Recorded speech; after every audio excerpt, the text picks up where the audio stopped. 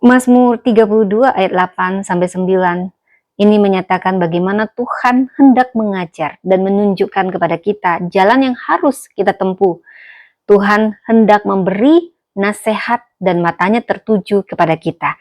Janganlah kita seperti kuda atau bagal yang tidak berakal, yang kegarangannya harus dikendalikan dengan tali kekang dan pelana, dan kalau tidak akan mendekati. Saudara, ini punya makna teologis yang sangat indah dan sangat dalam. Bahwasanya dari Mazmur 32 khususnya ayat 8 dan 9, Allah sedang menyatakan kerinduannya menuntun dari relasi, bukan paksaan. Allah berkata, aku akan mengajar, menasehati, memperhatikan. Relasi mendahului regulasi. Ketaatan ideal itu lahir dari kepekaan, bukan tekanan. Kuda dan bagal hanya bergerak jika dipaksa.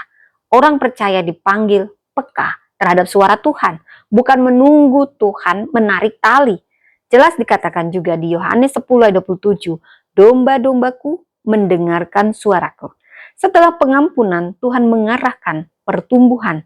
Tuhan tidak hanya berkata, dosamu diampuni, tetapi juga sekarang berjalanlah denganku. Roma 8 ayat 14. Semua orang yang dipimpin Roh Allah adalah anak Allah.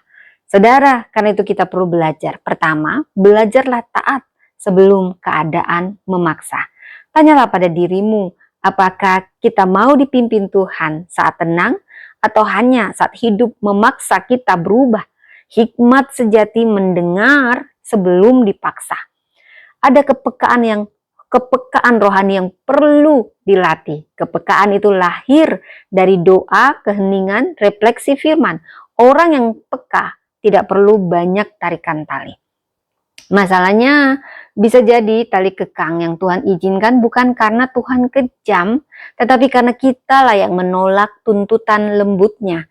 Lebih baik dituntun oleh bisikan kasih daripada oleh benturan hidup.